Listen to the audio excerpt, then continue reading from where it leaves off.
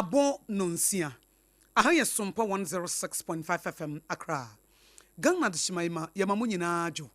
Ebran sonsi de Sompa kasebo esomo. Na kasebo efi Sompa 106.5FM Accra ne eye bronya kwasia da na wo manfo nyina kwa asori. Na esanso enam ye headquarters ewo Kumase. Eye Sompa 93.1 FM. Aiko 100.9 Paris France wa Adam for Radio. Takwa Sompa 101.1, Takwa de Sompa 103.3, Tachima Sompa 106.1, Sunyana Sompa 98.9, Enkraza Sompa 90.7, Doma Sompa 101.3, Mankasim Kingdom 106.1 FM. Yekuna Media Radio Sompa FM. And your Facebook page, you know, Sompa 106.5 FM Accra. And a Sompa FM live on so YouTube Ubenyaye. www.sompaonline.com Kanesh Urban Radio wamonso asumukama awo muni ye eko nakrana na ye ka mo se Leicester Ghana Limited omudi ya toothpaste abedwaso nonsia kase bobre na aduru no a wode twitwe osia na kyese woni padua no ene wo se no wanya na bro eti bro nyan enkrofo sere omo we nkokɔ no se wo we nkokɔ no ana waka ise wa wie na garlic ne bia kwahyehye wusim ene akakaduro ne udodom no na wode Leicester Ghana Limited ya toothpaste ene ne brush na wode atwitwe wusim onga eno ana yede ye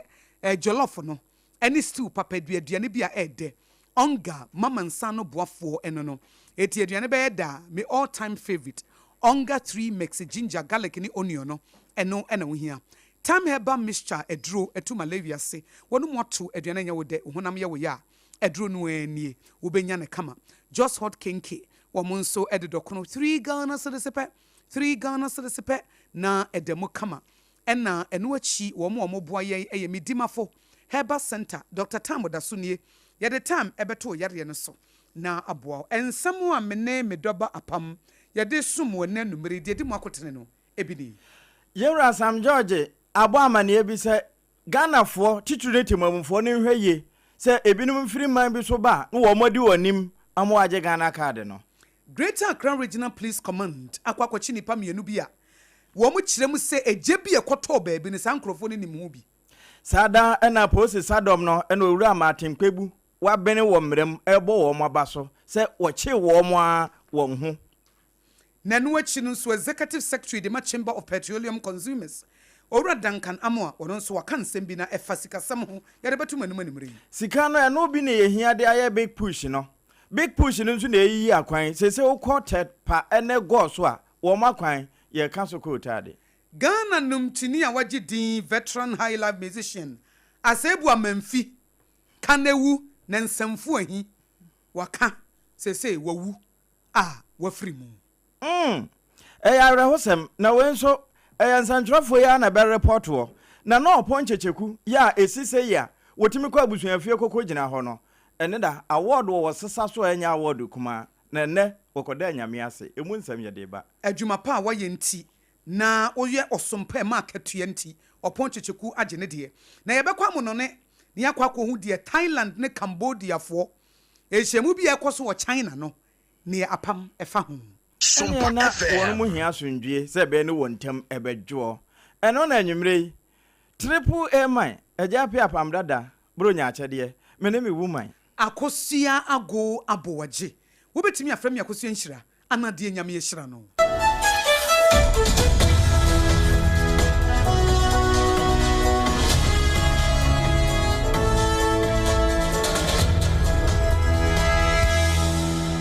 afi ensam ne yanyebre na yentretre na ahye mo mfama baabi awo a uche yembia Facebook no so no Sompa 106.5 FM Accra eno sa no na ababefa na wo de akoye bronya achede ama odehye bia bronya ewuntimi nche na de na yewura Sam na te George na boboa no wono a na eba enkutahudi a wotua no ewo mayimu enera sa wote se ye kase ye boso Ghana Immigration Service Post Sadom no National Security wo munyina ka wo motamba nchirimu na wo mofa Lashebi Tabora ene na afa afe wo mo checheche nipa makomako wo haduanan baako ya afa kese na akura ye alatafo wo mo bone a wo mu di ni se wo mo na tete internet na chi na wo mu twa amanfo soso ebi kura ho a mobile money o ya send sika ba besi wo de no so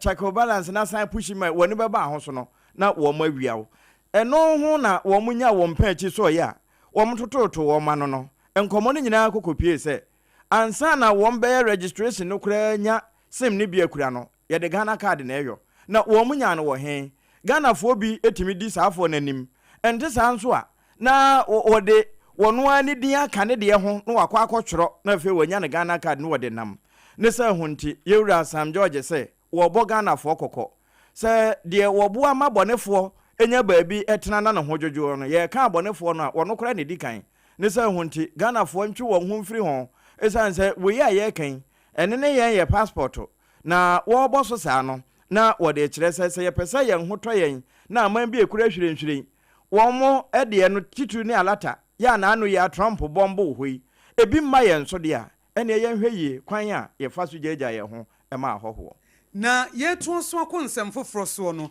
na Greater Accra Regional Police Command wo mo nso ede atodwa so wo mo chini pa mienu bia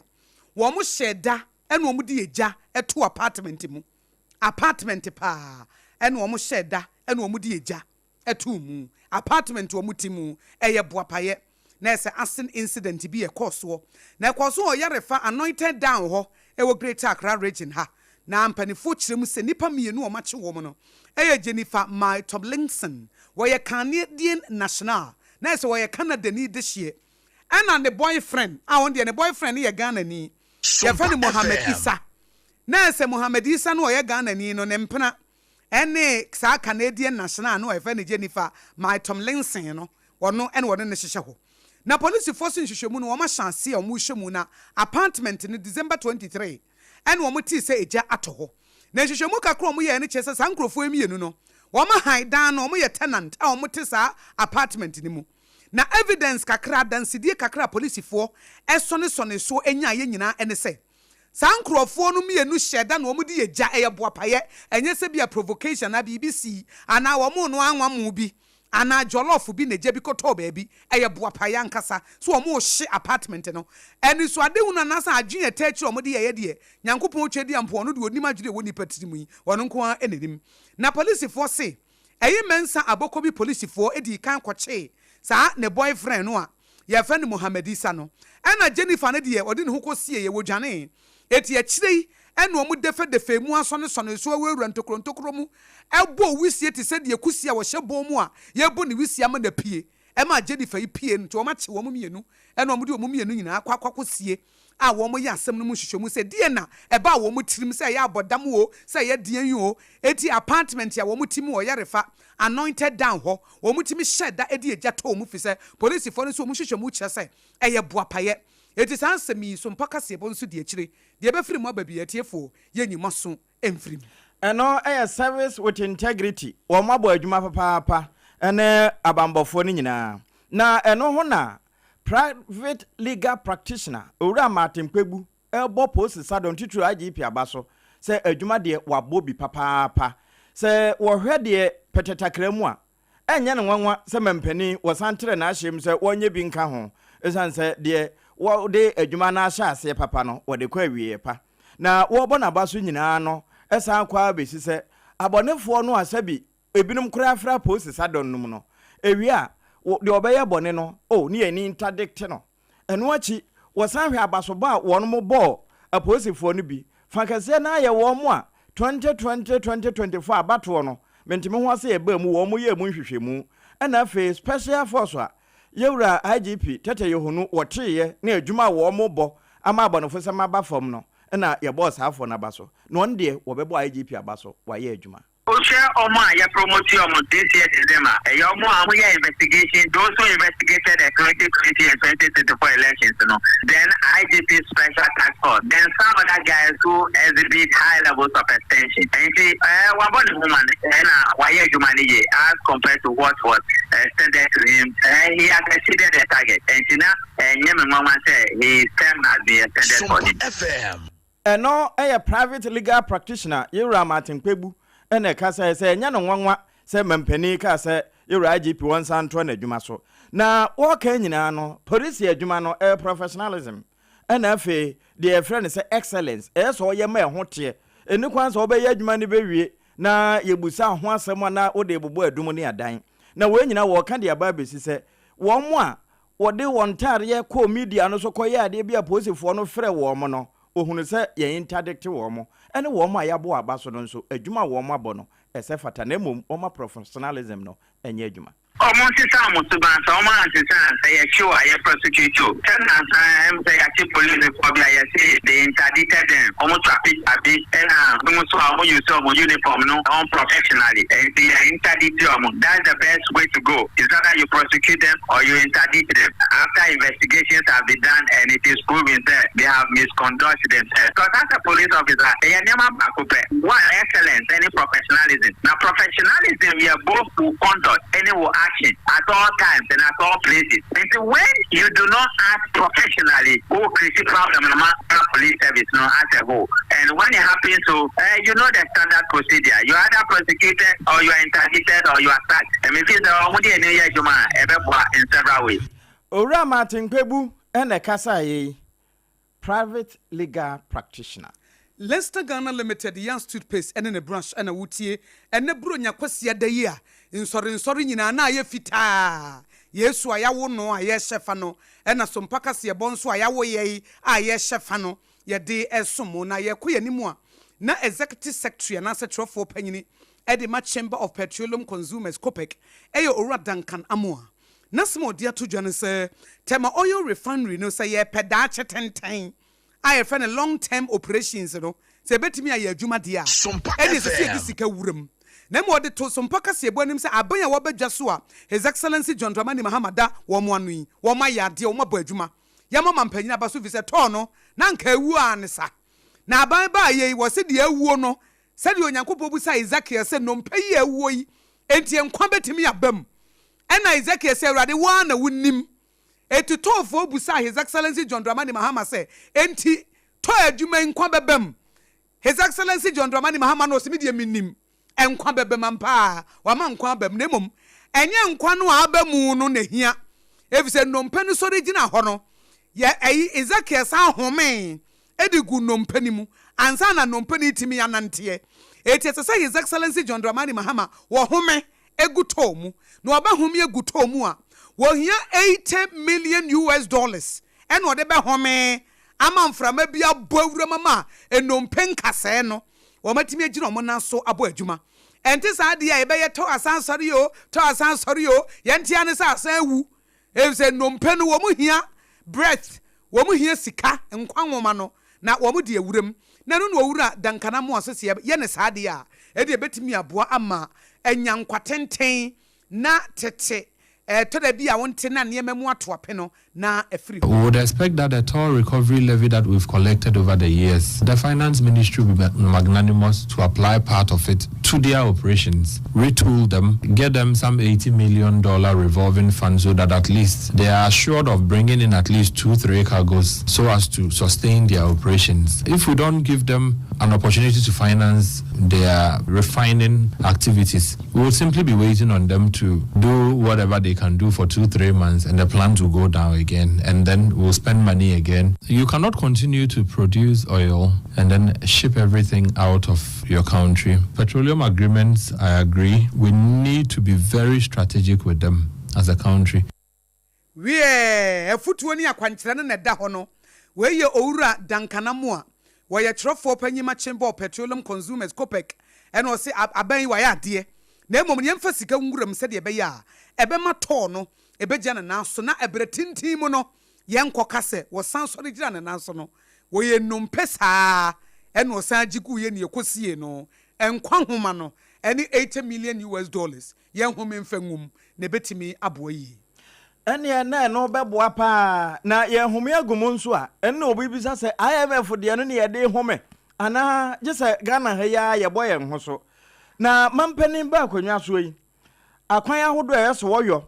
eba budget a eda ho na wo mo ede ye akwan no a efiri abandada ahodo eba ye nyina no wo mo timi sha akwan na se ebewie na aka nsensemu na ebi kura abana teato ana ne bre etwem no wo ba ye no wo se da bi wono no wo mma meye adwuma bi a ebewie obekwa akotena se na wo ka ne kokuromoti ne se ho nti no se ne mfifire mpo a obesan de awuram se de be na wobetimi ate ne nsa free adwuma ne nyinaa ho na yense na ho ne nka edum de ama de obeba ne wo mo aba besene ko nyinaa no wo mo de ayesua de na mampani hye no ase no na wo bo odin se efre bibi big push na chese pia kese pa nti sa pia kese no boa ma ya kwan ahodo de wo mo betimi awie de wo mo ntimi nwonwe nyinaa no wo mo aye ne kama nti na no so obeka ya wo bo so sa ye bedi bronyan contractor fo a na fa edi kan no mo ho ye ma wo mo contract na ewie abandada no ba ya wa ma wo mo peso ampo ana kobonkura no wo mo nye 1 billion na wo mo fa nkonkodi bronya eno eye wo mo ka abandada no antua na wo mo dede wo mo no bia na sabra ma no gusu se ukọ tepa goso ene na afa ho a da man nyasam ketwa akwan no wo mo kaso dikadika na weye nyadaje kura di drone ene kotwa ese de beye na yan distort wo mo adwuma no na emunu na wo mo kyese se wo hwe tepa na R63 tepa goso road no beboa madwade atimi akoso pa esanse ho no kuya na wo mo ye ne kese ntemba sa bode no mre empro ho ebetimi abadwa so ena mkwampa wo mbefa so nti we ya wo kan no eduru kwan yie no a one kofidwo obunum nante a wo mutimi emma wo eho akwan kyere pa engineer fo no ena wo mo se ye frɛ bibi earthwork wo mo ye ho adwuma we nyina achi no construction work no eguso koso wo mo ye drainage construction na chese gota deda ho eno so wo mo ye ni nyina kama wo mo wi aye base preparation said e be na wo mo egu kwan no so wi a ka bi nkotwa no ho ana nkobo break mma kwan no nkonkoworo na mom ebetimi ata ho tim ho said ete enti we no tepa eba asantemamu goso ene ahafo ho ba bi te se konkro treso ho nyina wo mo ya kwan no de afa ho ne no na wo mo kyese ebeboa ma akwa die atimi ayefo na ayede na aye papa na mo wo mo a ya wo mo de kai mumununtum emudududu enema yesa wo fa no wafa abroso no wo mo hweye esanse wo ka ho bi na kwan no emfa ho ne papa wo mbeye no no wo mo bobre pepe na asem aba na eba ne sei no na yewura wo no na eba kwan no ho nsem a wo hweso nso kyese we ye mampani ne big push no na wo de push a akwan no contentem saa na akọ achem kushia nso a ho nso de wo mo ka so na nya ho nko Ghana afa na baabia wo mu di se wo mu nya kwan no wo mo ye ho adwuma ne se ho titimamufo nso ya na motimonim na mo asore ho omo atimi aye ne ntem me kan wo se Leicester Ghana Limited o mu di Young Toothpaste ene ne brush abadwa so ekase bo na wuti amedimafo heba center Dr. Tam da so ejine tata na no achi just hot kenken so gina bababa na ongan so ema no akwaba ena Tam heba mission so ema no mo ena RSYD Novici Studios nso o se mo piafo eno ene de somo ena no mrebro nyakwase da ye nyina ye kan Yesu na woda na wochi mu ane de akowura afefofra ye se nyame ho ahoden ene nkwa na 2025 de wa mene niema asase amene ade grave no wa mene niema na mene de eye Ghana nipa titiri ene wa mene bi pa e foma giade afimu ada de lumba no wokọ afimu anipa nwochi omultiplan mu e hye ne nso afimu enipa ato ankasa afimu a na dada kedi nso no ono so kọ afimu de ensem bebretiwa afimu ono so wokọ na wo wurawura mu a 2025 de wafa bia ye de enim si wo bewu no akọ na ya ye ne bokọ se wo wuo no ono nko na ewuo what the veteran high life musician Aseibu Amanfi kan ewu ensemfu ahi wona boss adwom no na nkrofo so wo bodwom wafiri mu edi nkrofo di nim no privately yakwabona wo wusu na emom di edi nim no pa no eye Aseibu Amanfi na sansem ye ba bontin wono ankasa ne hunipa odehye bakef wono na edi tudwa na wono oyobi a wonso wotodwom na wo kire mu se papa yi a wafiri mu yi eya awrehosem kase pa na wono wo ye guitarist and wo ye singer nso ana wo boma Aseibu Amanfi na wo di ebetudwa na moma yentie sede wo si editudwa Adofo ne ahwefo ne atifo ode share care fanie na mere me be postu wo pages so ene platform ni na so say me papa Aseibu Amanfi ne ho mfa no ba bi oda ne nye etika amanfo ne adofo mere mmeboa na abusua ne adofo ne ayi bia nso no eden man na me da bibia wetim beboa ye bia bi ko hwe ne ebi donate sika hodo ye obia ye bia nyame nhira ne so papa no de nyame pe na wo ye anye ye ti mesra na me stand to obia nim say papa no nyame ato ne nsa afrem ye twen for so ye na de nyame pe na wo ye wu kura de enkwanti menye ti papa Aseibu Amanfi na me be na nanso akira adofo ne amansa nyina se papa no wa firi mu a wa ye nyame dia obi bia obeboa ye bia de yi ska firi nyame hye na nan je ye ne ho hyehye ne de aka nyina na busua ne hia me de be ba beto page si nyina ho bo nyina so enti ebre so na busua ne hia Aseibu Amanfi wo mo de ho nsem nyina beto dwa na moma ye nkan no ne dwum bia wo bobo ye ebi ti se sika kankan na ye kora ne anim se sika bi ebon Aseibu Amanfi miem ene ma ye hu se sika bi ebon ye de enim se sika bi aye na kanewu ensemfo ahi eno nso so me kai se veteran radio presenter Kwame Edinkra na oye dwumadie bi sabre no Tech FM ne frɛ ne kanewu saa dwum no na wo ne ode ye pa na sika kankan no nso de na nkrofo nim moma ye nkoti ya chana no ama ebi asunyo bi so onye ni sika papa bia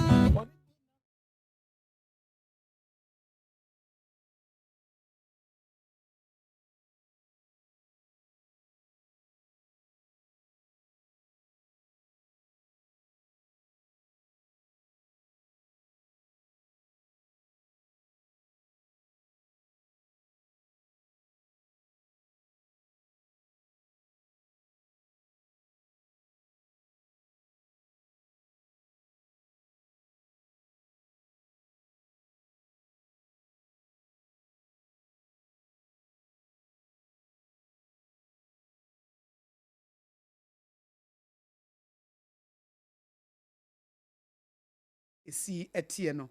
na meka wo se wutie no nsia kasebo ewo Sompa 106.5 FM Accra na yensentro ni opon checheku a wosi anem omrahye badwam ye parliamentary correspondent eye opon checheku na nanu ne yete se wakwakoje abasobo bi na wedie ye pese ye gifiri wono ankasa nanum se wo ba Facebook sabre yi a wo bon se ye twamfonyi no ede kire wo na eye dien ya na gira ho ma hwan ti ye pese ye ne no edi nkomo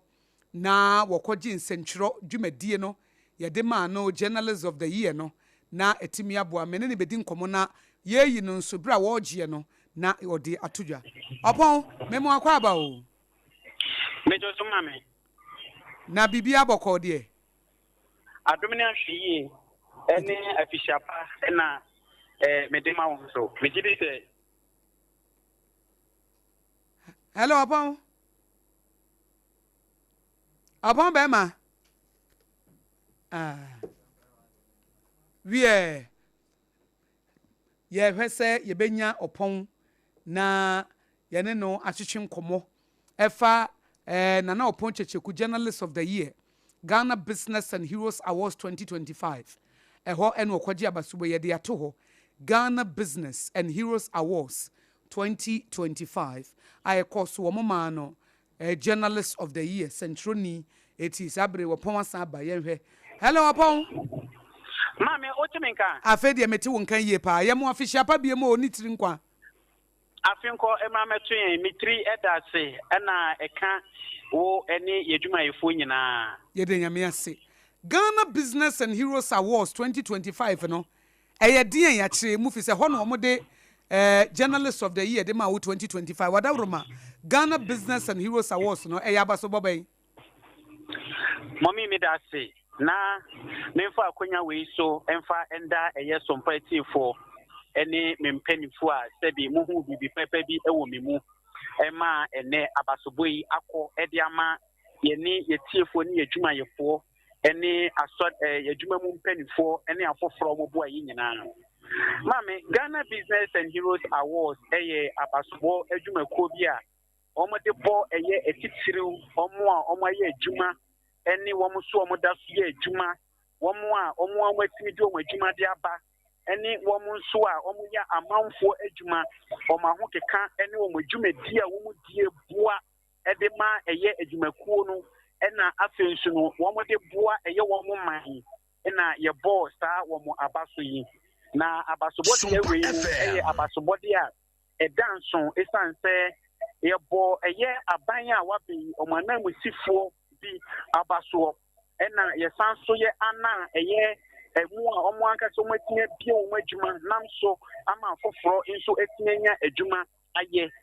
yebo eye yebo mabaso nso ewo ho ena afenso no yebo eye womo anka Nyankopɔn womo ba asase so no mukuta omo adomachede nti womo so yebo womo so abaso yebo asofo abaso ena yebo womo so a eya womaniji eye amamre ne amane womo so yebo mo abaso nti sa abaso bo we no ana enam so a mama wankasa wo ba na no ponchecheku yehu me ekfa me eka womo a wose yebo mo abaso ewo afimuni nyina womo a womo akodare ewo insentro adwumakuo mu ni titiriu se eba for reporting a eno ena chese yebo mo dia yehwe mu a ne yesi baabi yehwe nipa makomako enan a womo ti ginaye ewo eye abasobodie eye journalist of the year no nana oponchicheku ana ewose ede abasobo no ede bono esan se omo feature si menyuma ma ye 2011 ene mua ba beteme nesi sebremu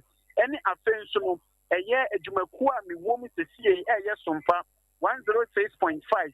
senie mahokeka ene omo monitor me report no ma minimu de se me reporting bia me ye bia no se adwumaku yi empanifo esipu ewo ho na ne meka ne se ya basobo anase bia eye abato ne yeto ne didi nkunuma ma me menya sure sanka me nsa bekan nemum adwuma so a me ba ya mama uso mi mu se Sompa netina ye reporting ewo ho aboa ama adwumaku no se tina poma koso mama nka me ba ya na wanjini nka me nyini sa basobo diewe anka emonyam hye ebetinya kanyensa nanso inshanka wedi Nyankopɔn nti sa obaya ebra ye bo bidin na meko no onipa wono na wogina mu a wode abasobo no de hye mensa eye aban na musini a owo eye Appiah Mantem ene wono na wotini ono abo Godwin ono na woye aban na musini ewo eye asujaman ewo eye Appiah Mantem na ebra ye bo mabaso ni wie no ana wo hye menkwan kyerɛ se abasobodi we mani nsi wono ma ohu se me very talented young journalist nti no obehye menkwan wase wate me din ba no mfa nani ban emfa hu me da nti nura no kwasem no hu me no ebeye mfranhye pa enam so na dwumadie no ebedane nsronko ebra ye bo me din se me na me ye nsentweni a mabo me homodin ewo afumu 2025 nti dwumadie na ebedane enije die empanifo bebre na no munya award ye na so mu mi se me na me ye young guy a enra no abasobo no utimi ekọ edina me nti mama we di aseda eni eja Nyankopɔn nhyira na me wo edem wo wadawo ma anenne me so machiri anya edum pempensuo bi ewo eye mabrabo a me bomu ena ebie mu nso eye me editor yewra atabo aten me da wono so ase papa se ebra basobo edi kan ba ye me bo na mane no ti da bi obema general manager ase nti obo wa mane amusumu dem pai bota mechi no na me gidi se mama mo pai bo ni wo futuo no ebetinya pem ama nkunumugi aba be ye me dia ena pa ne ampa nso enura nkunumugi ni etimi eba be ye yendia ebio mastoring penifo nyina Professionalism na fenso no eye asori tuo ni nyina nso empa ye omode bo ame mama me kase Nyankopɔn hyira mo papa na nyema ye dia ma me no se inkranhye message mama no pay aimachi ene mpa ya wo body ma me mentina semre ko a me we be fi sampa ya mama akosua ago aboaje message kan odin ho wode ma me sampa ye no abeka me ho a afimpim ye no nya dronu nsia 2026 ni mu no eno ne me mpa ya me de betoto manamo me ka se nyame nhyirawo nyame nso enhyira wo nso no wadwuma pa wo ye na sɛde Sompa market ya panti ye wogidie sɛ we ni ahyase kura akɛse bebre nso ɛde wanim ti opo checheku wutiri nkwa ɛna Sompa 106.5FM ɛna Sompa media group ne nyina nso ye tiri nkwa yɛda se nyame ma bebre emfra chirimra ɛkyerɛ yɛbɛsan kasa afihia pa biem man afin commentary. Yeah. Yen centroni wo ponchecheku na Ghana Business and Heroes Awards. A course so no wo mo bona baso se journalist of the year na jumapa wono ene Sompa 106.5Fm akra ne Sompa media group ye nam sini owo mrahebedwane ye parliamentary correspondent eno no na jumapa na aso aba meka wo se kaseboyi wutie fi Sompa 106.5Fm akra. Leicester Ghana Limited ma munyina afishiapa na ama mutiri nkwa na wasra mu se nyame nhira enya mo dia mo nkoso a na mo ne ne dwumantie enumre die wo ka wo se fires whitening no heba ena no achi no so ne total care ne fatwitwi wo se se be ya wo se ebekoye na wo dia kokoduro ebesere Medima for Heban Center Dr. Tamoda Sonson from Emma Wafishiapa na ye gusu eka Yesu Kristo awodai waseme mu asonte se yare bia bra emfa yare ni brunya emfa yare enko 2026 mu bra ne ento ase ma wo poko ase mayira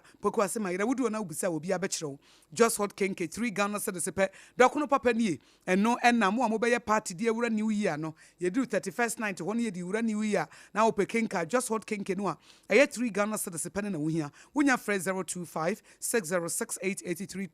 aya 025606883 awon sabetimi akabi onga mama nsano boafo mama's helping hand eno ne yedi aduane ema aduane ya debro nya minim sa benkwan na aye ya sanso se ye nkatenkwan sa ye bunabunu nso a sanso jollof bi na aye ya ka na hye no nso se onga nti de ma aduane ne ye de no eti wonso hia onga classic onga 3 mix ene onga niema ne nyina bi ewo wodam na ebetimi aboa ewo kitchen na mo aduane aye de time heba mesha time wasi enya dia bronyei wode yare basa bia se wo sori a wo se me honam ye me ya ena me call party na dia chie mentimi ansore da bi se wutimi kona wo san kobiem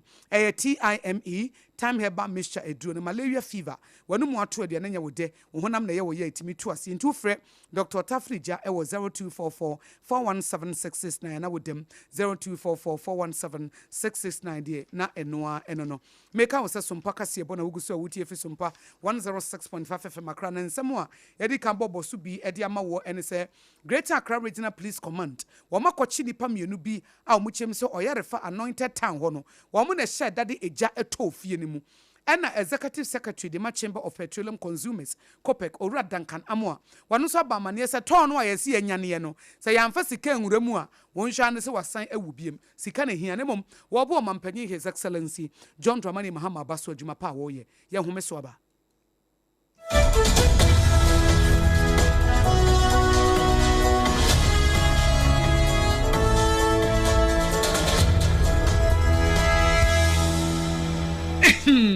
medo edra no pa wutimi to wo boase etwitwi wusi o ado na so ni se me de yas toothpaste and the brush and the twitwi mesima menya homka senti na ye bokoi na me de me all time favorite yas herbal toothpaste and the brush aboa me amasese me no so a enwunu anasa de ehia me semfimfem me biem na wo hwasa mesi aye fita asesrecha homa na eti brightens yas whitening toothpaste and then the brush and then me do shimisi enti na wo se afei na yas total care gel toothpaste and then the brush ne de ebo wo se ho ban demu ne nyina ema wonum ye sham oh yes enu krotrodo yas herba yas whitening and the yas total care gel toothpaste and then the brush abusuan chamfa se wo peduduo tu e won kran ha for Leicester Ghana Limited and was 050-161-9588 Leicester Ghana Limited and the yas toothpaste mo ahodo and then the brush abadwa so abeboy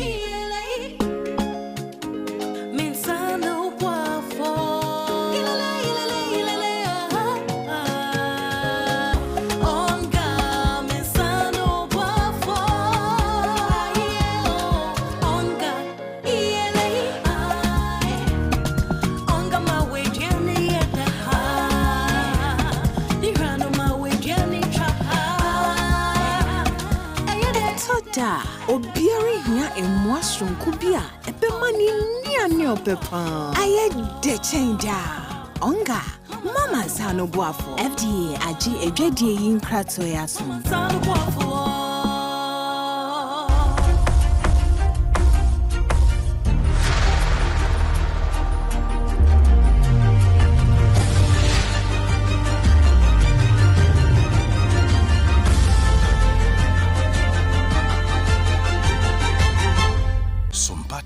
yi emma aketuapa enokre ema aketuapa pa ampa abusua ye wie kase no ewa amanone na enomede okọ Thailand ene Cambodia wo mo mpapre so ho firi be se emfi abesene koni na wo mo akoa wa hye ho enam so ama wo mo bambofo kra no be se wo ha ne akiri sabre wo hwe wa wo hu na no ena wo mo kyese saafo no kra wo mo ka no wo mo acheche wo de wo mo agu prison ewo wo mo empetemu ho enti sabre ya wo mo akotena China se wo mo ma asundwe atimi aba no ene wo mbegya won ama wo mo akodi wo mo maame mo aduane enti wo mo de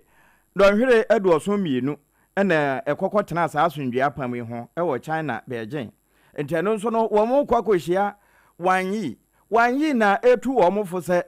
wọ́n sẹ́ wọ́n mú ntọ́kwa sí ya no ewie mampanin Trump sẹ́ wọ́n wọ́n mú nidwa bio enti wọ́n mú sa China fo ẹ̀nyẹ́ America fo nko ẹ̀nẹ́ paasundwe wọ́n mú nso paasundwe paa ẹ̀nẹ́ nti no foreign ministers a ẹ̀wọ́ Cambodia ẹ̀nẹ́ ẹ̀fẹ̀ wọ́n mú ẹ̀wọ́ Thailand ne koko hyiaye ẹ̀wọ́ Beijing hɔ enti Sihasak no office na wọ́n mú koko hyiaye Sihasak wankio wọ́n no ẹ̀nà wọ́yɛ foreign minister ena fe Cambodia nso wo mo de no eye praxocon wo mo nyina akotena se a se de asundwe abua no wo mbe no ma no ya wo mo ahyese wo mo a wafo ondomum no wo mbegya wo mo na mu yan stood person ne brush kase bo no wasi na nsema de bra mu de di makotene bi ne se Aseibu Amanfi wafrim sada ena yewura IGP nso owura matempebu ebo na baso se wabo adwuma eka ho bi ena mampani wo santere na ahye mu no eno achi abusua sa yeko na oponchecheku ho heroes and award no sa nya obi an ye de ma no akasefo na eje ya Sompa reporter wono nso enya bie afi Thailand ene Cambodia sese de China nti wo mo eno masundwe abua no ye ne de kasebo yi esom wonumre eyeme akosia ago abowaje wobetimi afrem akosia nhyira ana de nyame ye hyira no mene medoba triple way man